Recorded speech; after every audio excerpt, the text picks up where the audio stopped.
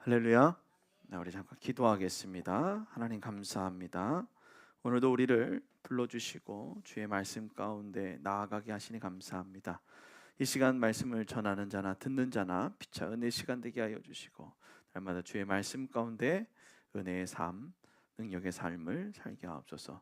감사드리며 예수님의 이름으로 기도드리옵나이다. 아멘. 할렐루야. 네, 우리 옆에 있는 분하고 인사 나누겠습니다. 추운 날 잘 오셨습니다. 추운 만큼 은혜 많이 받고 갑시다. 예, 예, 나오는데 바람이 쌩쌩 불고 또 나오는데 참 이래도 되나 싶을 정도로 날씨가 그렇죠. 꽃은 벌써 다 떨어지고 목련이 잘 버티나 했더니 오늘 바람에 후두두 떨어지는 것을 봤습니다. 이날 참 잘 버틸 것 같았는데 오늘 이 날이 참 그렇네요. 부활절 전 고난 주간이 시작되어지는 날입니다. 4월 14일부터 4월 19일까지의 기간을 우리가 고난 주간이라고 얘기하는데 우리는 이 고난 주간을 보내며 무엇을 기다렸는가라는 겁니다.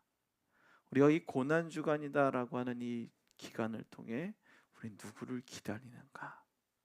여러분 누가 기다려집니까? 누가 기다려져요? 우리는 부활하신 예수님을 기다리는 날이기도 하죠. 고난 주간의 시작은 종료주일로부터 시작됩니다. 종료주일 하면 여러분 생각나십니까? 예루살렘에 올라가시는 예수 그리스도. 사람들이 환호성을 하면서 호산나 호산나 이러면서 정말 간슬개를 다 뺏어 줄 것 같이 예수님을 막 환호했는데 정작 빌라도가 뭐라고 얘기해요? 야, 너희 누굴 내어줄까? 우리 이 절기 중에서 죄수 한 명을 풀어주는 게 있는데 누굴 풀어줄까라고 얘기하니까 그렇게 했으면 누구라고 얘기해 정상이에요? 예수님이라고 해 정상이죠. 정상이 아니라니까요. 누구를요? 바라봐. 막 선동하는 거예요. 누구를 풀어줄까? 오늘 우리의 불안한 모든 체제를 해결해줄 메시아가 나타났다고 생각하고 간슬기를 다 빼어줄 것 같이 했던 그들. 당시 유대인들처럼 우리는 무엇을 기다리고 뭔가를 기다리고 있는가라는 겁니다. 오늘 이 예배를 통해서 여러분들은 무엇을 기다리고 있는가라는 것입니다. 오늘 이들의 기다림은 지금의 불안한 정국, 난 기도하면서 은혜 받았잖아요. 맨 마지막에 더 은혜 받았어요. 이 나라 정치, 경제, 이 불안한 체제 가운데서 안정감을, 전 세계가 불안하잖아요. 전 세계 지금 싸움을 하고 있잖아요. 유대인들의 삶에도 그러한 일들이 있지 않았을까요? 그럼 뭐 하기로 해요? 빨리 안정세를 찾았으면 좋겠다. 그 안정이 무엇일까? 육체적으로도 안정되기를 원하고 정신적으로도 심리적으로도 안정되기를 원하던 그들의 모습. 그렇다면 우리는 무엇을 기다려야 할 것이고 무엇을 기다리고 있는가라는 것입니다. 오늘 살아가는 여러분들은 무엇을 기다리고 계십니까? 옆에 있는 분들께 물어봐요. 넌 뭘 기다리고 있니? 로또? 토요일이 기다려져요? 다음 주 토요일까지 기다려야 돼요? 이번 주 토요일까지, 돌아오는 토요일까지 기다려야 돼요? 회사원들이 늘 그런다 그러죠. 월요일 날 로또를 하나 잘 해가지고선 지갑에다 잘 넣고 있다가 금요일쯤 되면 내가 말이지 월요일 날 안 보이면 로또에 당첨된 줄 알아. 월요일 날 보여요, 안 보여요? 보이죠. 여러분들 무엇을 기다리며 한 주간을 살아가고 계십니까? 네, 그렇죠. 하늘을 기다리며 주님을 기다리며 그래요. 기다린다는 의미의 그 사전적 의미를 한번 찾아봤어요. 다 알지만 한번 조금 더 명확하게 알아보고 싶어서 찾아봤는데 뭐라고 얘기하냐면 어떤 사람이나 때가 오기를 기다린다. 그때가 오기를 기다린다. 우리 아이들은 뭐예요? 배고프니까 밥 먹을 때를 기다린다. 애들은 또 빨리 놀 때를 기다린다. 뭔가 이렇게 바라는 것을 기다리고 있다라는 것입니다. 예를 들어 때를 기다린다, 자기 차례를 기다린다 하듯 여러분 때를 기다리고 있다라는 것입니다. 그렇다면 여러분들은 무엇을 기다리고 계십니까? 오늘 예배 자리에 나와 있는 여러분들은 무엇을 기다리며 이 자리에 계실까요? 어떤 이는 안정된 직장을 가지기 위해서 그때를 기다릴 수도 있습니다. 또 어떤 이는 외롭지 않은 삶을 살아갈 수 있을 때를 기다리기도 합니다. 또 어떤 이는 나를 진심으로 이해해 줄 사람을 만날 때를 기다리고 합니다. 기다림 속에서는 미래에 대한 간절함과 기대, 소망이 있다라는 것입니다. 지금 당장은 아니지만 그 미래에 그 일들이 있다라는 거죠. 그것을 우리는 뭐라고 얘기합니까? 소망한다, 희망한다라고 얘기합니다. 소망이 있고 기쁨이, 희망이 있는 사람들은 하루하루가 어때요? 힘이 나죠. 희망이 없고 소망이 없는 사람은 그냥 오늘도 그냥 일어난 거예요. 오늘도 그냥 살아가는 거예요. 그래서 현대인들에게는 언젠가 올 수 있을까 하는 그 기대와 소망이 있다라는 거예요. 그게 행복한 사람이에요. 점점 나이가 먹으면 먹을수록 뭐가 사라지는가요? 기대와 소망이 사라지는 거예요. 이것을 심리적 안정감이다라고 얘기합니다. 기대와 소망을 하는 것. 여러분 기대가 있으십니까? 소망이 있으십니까? 그럼 여러분 마음에 심리적 안정감이 아주 충만하다라는 거예요. 심리적 안정감이 있어야 사람들은 성장도 하고 꿈도 꿉니다. 뭔가 내가 베이스가 있어야 그 베이스 위에 집을 짓죠. 베이스가 없는데 뭘 하겠어요? 성장의 요인은 안정감으로부터 시작되어집니다. 오늘 여러분은 어떤 기다림이 있으십니까? 무엇을 기다리고 계십니까? 오늘 세팅할 걸 기다리고 있죠. 뭔가 가서 잘 되기를 기대하고 있죠. 우리의 기대와 기다림은 궁극적인 방향과 목적이 세워져야 된다는 거예요. 우리의 기다림에 그냥 안정된 직장, 외롭지 않은 삶, 진심으로 이해해 줄 사람을 찾기만 바라는 것이 아니라 진짜 궁극적인 방향과 목적이 바로 세워져야 돼요. 신앙인의 바로미터, 그게 필요하다는 것입니다. 여러분 신앙의 바로미터가 있어야 돼요. 그래서 그 바로미터가 세워지는 오늘의 시간이 되어지기를 주님의 축원합니다. 자, 그럼 예수님은 여러분 가운데 무엇으로 오셨습니까? 왕으로 찾아오셨다라는 거예요. 여러분 삶의 왕으로 오신 예수 그리스도. 그런데 라는 거죠. 그런데 그 예수님이 무엇을 타고 오셨다고 오늘 얘기하고 있어요? 나귀를 타고 왔다라고요. 근데 이거를 조금 생뚱맞게 생각을 하면 잘 보세요. 절도잖아요. 아니 사기죄도 있잖아요. 이 사람이 순순히 내주긴 했지만 가서 이거 우리 예수님이 쓴대요. 나한테 좀 투자 좀 하세요. 그 사람이 그 나귀를 순순히 내준 이유는 무엇이었을까? 사실 오늘 말씀을 준비하면서 여러분들에게 한번 이렇게 그냥 사고의 전환, 우리가 그 나귀를 내어준 그 사람의 이유는 무엇일까? 무엇으로 왔다고요? 왕으로 왔다고요.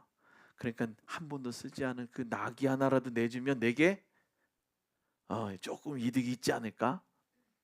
이런 생각은 하지 않았겠는가? 네. 우리들의 마음에 하나님 앞에 내가 뭔가를 조금씩 드리면서 예배하는 이 모든 모습이 무엇을 찾기 위해서 나의 이득은 찾고 있지는 않는가? 오직 누구를 바라봐야 되는데 왕이신 예수 그리스도를 봐야 되는데 이득 앞에 내 눈이 멀고 있지는 않은가라는 생각을 해봤어요. 우리의 신앙 고백 중 예수님을 뭐라고 얘기해요? 왕이신 예수님이라고 그러죠. 그래서 왕이신 나의 하나님, 내가 주를 높이고 영원히 주의 이름을 송축하리이다. 이렇게 얘기하잖아요. 영원히 왕이신 하나님을 찬양합니다. 왕이신 예수 그리스도를 찬양합니다. 우리가 그렇게 고백한다라는 거예요. 여러분, 유대 땅에서 왕이 되려고 하면 어떻게 해야 될까요? 그 시대에 왕이 되려고 했으면 어떻게 해야 될까요? 일단은 지지 세력이 있어야 되겠죠. 지금도 똑같잖아요. 지금도 대통령이 되려고 그러면 뭐가 필요해요? 일단은 당에서 선출을 받아야죠. 그래서 이 사람 우리가 추대합니다. 이게 또 필요한 거죠. 인기가 있어야 돼요, 이 사람이. 그런데 또 하나가 있습니다. 로마 왕이 될 사람은 유대인들하고 얼마나 관계가 좋아야 돼. 정말 좋은 관계가 있어야 돼요. 왜냐하면 폭동이 일어나거나 세금을 제대로 걷지 못하면 어떻게 해요? 안 되니까, 귀찮아지니까. 이런 사람이 필요했었던 것입니다. 그런데 오늘 예수님은 인기가 있었어요, 없었어요? 있었다니까요. 예수님이 가는 곳마다 사람들이 쫓아다니기 시작하는 거예요. 뭐라고 말만 하면 그냥 놀라운 일이 일어나기 시작하는 거예요. 그러니까 사람들이 너무나도 좋아했겠죠. 예수님을 평소에 좋지 않게 여기던 그들은 그 예수님을 어떻게 봤을까요? 잠깐만 걸려봐. 요즘 아주 뉴스를 못 들겠어요. 그냥 다 나쁜 놈이래요. 그냥 똥 묻어놓고선 저 사람 설사 묻었다고, 똑같은 거 묻었는데 똑같이 잘못했다고 그냥 손가락질하는 거예요. 난 참 이해가 안 가는 세상 가운데 살아가는 것 같아요. 오늘 그런 거예요. 오늘 이 예수님을 안 좋게 보던 사람이, 그 바리새인들이 예수님을 어떻게 하면 흠을 잡아볼까? 어떻게 하면 그런 눈으로 보지 않았을까요? 오늘 예수님이 이제 예루살렘에 들어오는 거예요. 이제 변방에 있었거든요. 예수님의 소문이 예루살렘 안에까지 들려졌는데 변방에 있던 예수님께서 이제 어디로 올라오시는 거예요? 예루살렘에 올라오기 시작하는 거예요. 그리고 사람들이 외치기 시작하는 거예요. 여러분 유세장 가보셨잖아요. 이러잖아요. 어때요? 그리고 옷을 길에 펴고 가는 곳마다 기대 찬 눈빛으로 바라보는 거예요. 정말 좋아. 요번에 한번 뭘 새로워지겠지 라는 마음. 오늘 예수님께서는 그들의 행동을 보시면서 어떤 마음이었을까요? 너희들의 생각과 나의 생각은 전혀 다른데 왜 혼자 생각하고 결정하고 상상하고, 나의 계획은 너희의 희망과는 전혀 달라. 그렇게 기다리고 있는가라고 생각하셨을 거예요. 너희들은 왜 그렇게 기다리고 있니? 나를 왜 그렇게 기다리고 있었니? 정말 그 환호성의 소리는 무엇이니? 예수님의 등장은 그들이 알고 있는 왕과는 다른 모습이었습니다. 왕인데 힘 있는 척하지도 않아요. 왕은 뭐 타고 가야 돼요? 말 타고 가야 되잖아요. 그래서 높은 말. 여러분 말도 여러 가지가 있죠. 당나귀가 있고 조랑말이 있고 진짜 큰 말이 있잖아요. 타보니까 조랑말 타보니까요, 이거 못 하겠더라고요. 불편해요. 세단이 좀 좋긴 하더라고요. 여러분 힘 있는 척하지도 않고 조용히 오셨어요. 그런데 누가 난리친 거예요? 사람들이 난리친 거죠. 낮고, 그리고 또 당당하게 등장하지도 않고 겸손하게 조심스럽게 오시는 거예요. 예수님은 세상의 방식과 전혀 다르다라는 것입니다. 세상과 다른 예수님의 방법은 낮은 자리에 찾아가서 위로하시고 회복 그리고 치유, 그런 은혜가 있다라는 거예요. 예수님이 가는 곳곳마다 회복의 놀라운 역사가 일어나기 시작하시는 거죠. 세상은 눈에 띄어야 성공하고 강해져야지만 인정받는다라고 얘기합니다. 그리고 내가 잘난 것을 보여줘야 돼요. 제가 이만큼 잘나지 않습니까? 라고 얘기를 해요. 내가 이만큼 했지 않습니까? 성공과 업적을 얘기하지 않으면 사람들이 봐주질 않는 세상이다라는 것이죠. 그런데 예수님은 세상과 다른 방식을 보여주셨습니다. 예수님은 어떤 분이시냐면, 나는 내가 무너졌을 때 곁에 있을 수 있는 왕이야 라는 거예요. 내가 강해진 이유는 나를 지키기 위함이 아니라 누구를 지키기 위해요? 너를 지키기 위함이다. 내가 낮은 자리에 있는 이유는 내가 그 자리에 있을 때 널 놓치지 않기 위해서다라는 것입니다. 이것이 하나님의 마음이며 예수님의 방법이었습니다. 예수님은 세상과 다른 방식으로 말씀하셨어요. 세상의 말로 한번 다시 이거를 풀어서 얘기해 볼까요? 내가 무너졌을 때 내 곁에 있을 수 있는 왕이 아니라 내가 무너지면 나는 너를 모른 척 할 거야. 내가 강한 이유는 내가 더 강해지기 위함이야. 내가 낮은 자리에 있는 이유는 내가 더 높아지기 위함이야. 이것이 세상의 방법이잖아요. 오늘 예수님은 세상과 다른 방식으로 말씀하셨어요. 따라합니다. 예수님은 세상과 다른 방식으로 말씀하신다. 아멘. 빌립보서 2장 5절부터 6절까지의 말씀에 이렇게 얘기합니다. 너희 안에 이 마음을 품으라. 곧 그리스도 예수의 마음이니 그는 근본 하나님의 본체시나 하나님과 동등됨을 취할 것으로 여기지 아니하시고 오히려 자기를 비워 종의 형체를 가지사 사람과 같이 되셨고. 아멘. 누구와 같이요? 사람과 같이. 낮은 자, 정말 아파하는 자, 아플 수밖에 없는 자, 완벽한 모습으로 있을 수도 있지만 사람의 모습으로, 종의 모습으로 찾아오셨다라는 것입니다. 세상의 방법과 다른 예수님을 믿을 때 우리의 마음에 있어야 할 것이 있습니다. 예수 그리스도의 마음입니다. 따라합니다. 예수 그리스도의 마음이 있어야 한다. 우리 옆에 있는 분하고 우리 예수 그리스도의 마음을 가집시다. 아멘. 우리 안에 예수 그리스도의 마음을 품으세요. 이 안에 예수 그리스도의 마음이 품어져야 됩니다. 그리스도 예수의 마음은 동등됨을 취할 것으로 여기지 아니하였다라는 것이에요. 사람이 이렇게 살다 보면 그런 일들이 있어요. 이렇게 같이 조금 더 나를 큰 사람, 나를 이끌어줄 사람을 같이 이렇게 다니다 보면 내가 이제 조금 올라올 때가 있어요. 그러면 어떻게 되냐면요, 이 사람을 내가 같은 급인가 하면서 이렇게 하는 게 사람들의 모습이에요. 항상 이렇게 섬기고 낮아지고 끌어줌에 대해서 감사해야 되는데 조금 지나면 어떻게 해요? 치고 가잖아요. 생각해봐요. 우리 미림 성도님 안 그래요? 내가 이렇게 잘 이렇게 가르쳐주고 이끌어줬더니 어느 날 얘 별론데 이러면서 내가 살아왔던 그 노하우는 모르고 잠깐 배웠던 거 가지고선 뒤통수 치고 나가잖아요. 그게 세상의 방법이라니까요. 뭐 다 그래요. 안 그런 사람도 있어요. 정말 같이 열심히 해서 야, 너 이 정도 된 거 같아. 그러니까 어떻게 하라고요? 너 가서 독립해도 될 것 같아.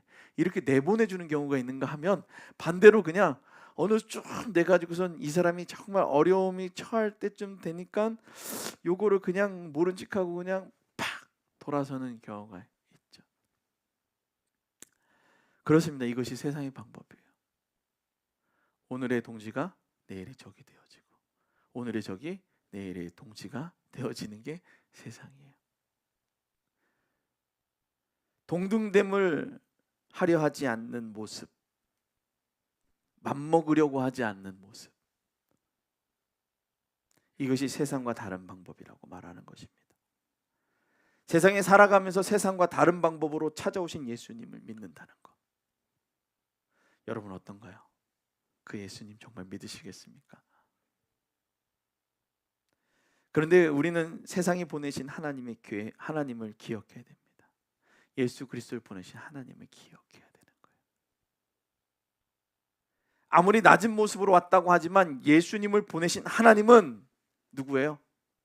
온 우주 만물의 창조주이시다라는 거예요. 아멘. 창조주가 더 대단하지 않아요? 창조주 안에서 살고 있는 지들끼리 리그가 중요해요? 아니면 창조주가 한 손가락 하나만 딱 움직이면은 변하는 그 변화가 무서워요? 여러분 무엇을 기대하십니까? 오늘 이사야 50장 9절 말씀에 이렇게 얘기합니다. 보라, 주 여호와께서 나를 도우시리니 나를 정죄할 자는 누구냐? 보라, 그들은 다 옷과 같아서 헤어지며 좀이 그들을 먹으리라. 아멘. 좀이 어떻게 해요? 먹는데요. 여러분 아무리 멋진 옷도 잘못 보관하면 어떻게 해요? 좀이 한번 쓸면 옷이 정신없이 떨어지잖아요. 그렇죠? 아주 훌륭한 것 같지만 사라지는 게 그렇다라는 겁니다.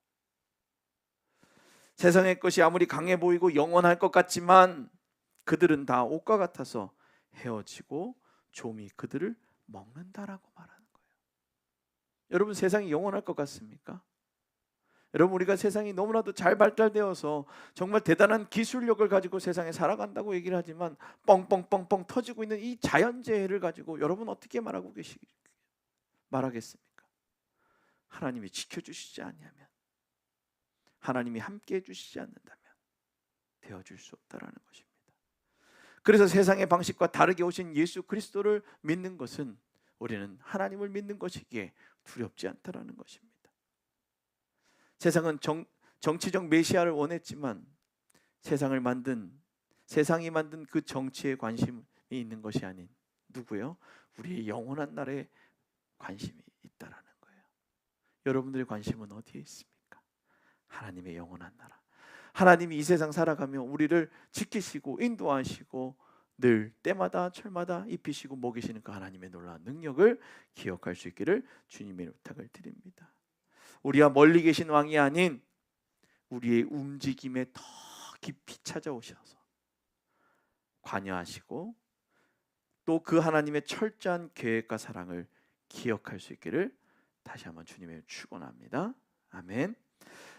오늘 그 조용히 찾아오시는 예수님, 오늘 예수님은 요란하게 여러분들의 삶에 찾아오시잖아요. 지금도 조용히 찾아오고 계십니다. 누가를 통해 묘사된 사람들은 무엇이든지 다 해줄 것처럼 와요. 그냥 옷을 다 그냥 땅바닥에 깔고 종려나무 가지를 막 다 꺾어서 엄청난 왕이 오시는 와 손을 지르면서 예수여 호산나 호산나 외쳤지만 그들은 바라바를 원했습니다. 뭔가 할 것 같았는데 어떻게 해요? 뭔가 할 것 같았는데 지금 잡혀가지고선 지금 빌라도의 법정 안에 들어가 있었고, 이거 그래도 바라바는 누구라도 죽이기라도 하고 뭔가 이렇게 폭동이라도 일으키고 힘이라도 있지. 별거 아니네. 이런 마음이지 않았을까요? 내게 유익과 이익이 있어야만 움직이는 사람들. 예수님은 그들의 소리에 굴하지 않았습니다. 사람의 마음은 쉽게 변하고 상황은 금방 바뀝니다. 그러나 예수님은 우리를 향한 마음만큼은 절대 바뀌지 않았다는 거예요. 여러분들을 향한 예수님의 마음은 바뀌지 않았다는 거예요. 오늘도 우리에게 조용히 찾아온 놀라운 기적은 바로 하나님의 사랑입니다. 오늘 여러분 기적을 경험하셨습니까? 아멘. 할렐루야. 할렐루야. 아멘. 하나님이 여러분들에게 오늘도 기적을 선물해 주셨어요. 아멘. 세상은 이런 일을 했다면 광고를 했을 것입니다. 플랜카드 이만큼 어치고 그런 사람들 있잖아요.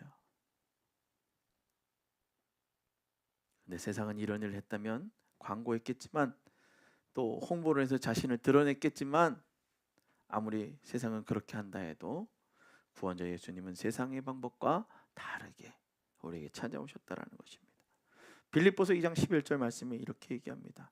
모든 입으로 예수 그리스도를 주라 시인하여 하나님 아버지께 영광을 돌리게 하셨느니라. 하나님께 영광 돌리는 모습이 우리 가운데 있어야 되는 거예요. 세상의 방법은 사람이 드러나고 자신의 능력이 드러나지만 우리는 누구를 살아계신 하나님을 높이는 것입니다. 살아계신 하나님을 드러내는 것입니다.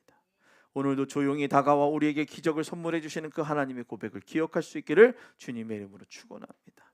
또한 입으로 예수 그리스도를 시인하며 선포할 수 있기를 주님의 부탁을 드립니다.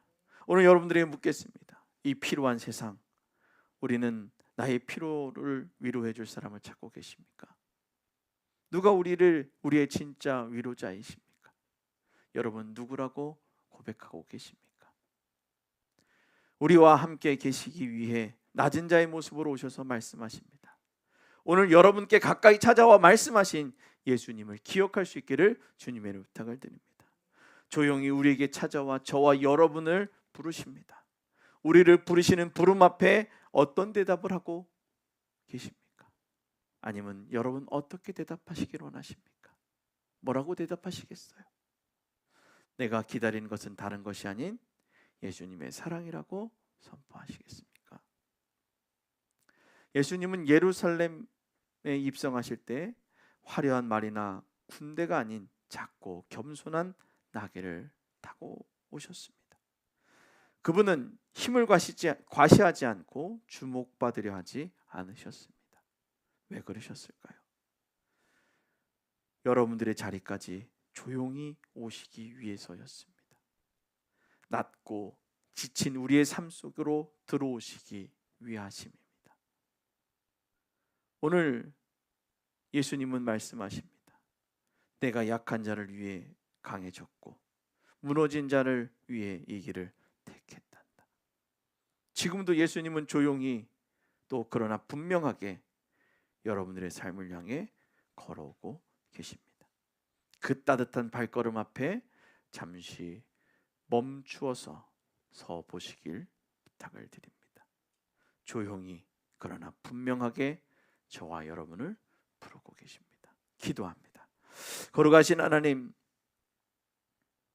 우리를 너무나도 사랑하셔서 우리에게 더 깊이 찾아오시기 위해 세상의 방법이 아닌 하나님의 방법으로 우리를 사랑함으로 이 땅 가운데 오신 예수 그리스도의 사랑을 기억합니다. 또한 이 시간 더욱더 고백하겠습니다. 그 사랑을 입술로 선포하며 달려나가겠습니다.